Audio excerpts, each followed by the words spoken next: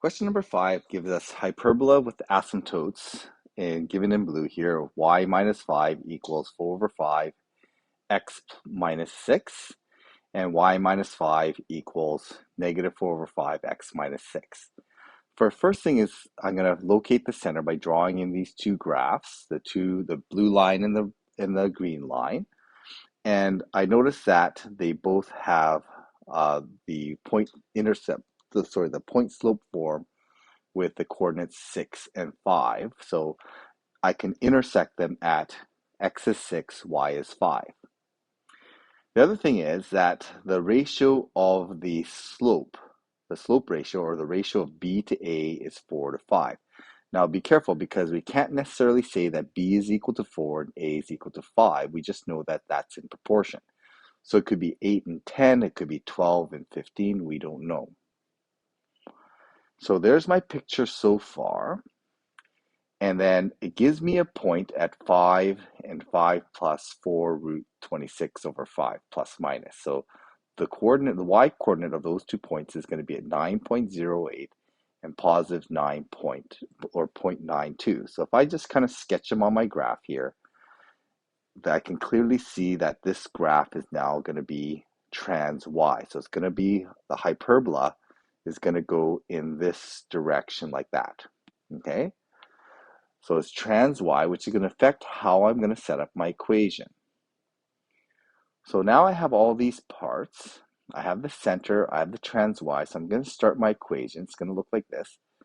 It's going to be x minus 6 squared over a squared minus y minus 5 squared over, now instead of using b squared, I'm going to rearrange this, and I'm going to get b is equal to 4a over 5.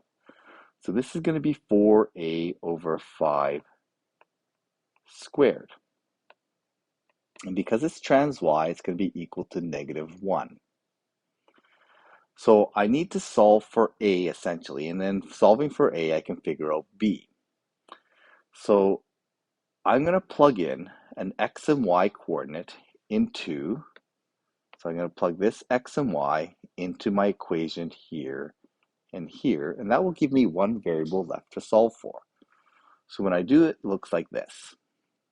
It's going to be 5 minus 6. That's going to be a red 5 here. So 5 minus 6 all squared over a squared minus, and the y coordinate is going to be 5 plus, and I'm going to plug just the plus version of this in, so 4 root 26 over 5. And then that's going to be minus 5, so the 5s are going to cancel out, so minus 5, and then that's going to be squared, and in this I'm going to end up with 16a squared over 25, so I'm going to put the 25 in the numerator. That's going to be equal to negative 1. And this leaves me with just the a squared as my variable. So simplifying this out, I get 1 over a squared minus, the 5s are going to cancel out, so I'm going to end up with 25 times, this is going to be 16 times root 26 squared, so it's going to be times 26. Okay, just make sure you can see where this is coming from. This root 26 becomes a 26. And then the denominator, I'm going to end up with 5 squared, which is 25. So a bunch of things are going to cancel out here.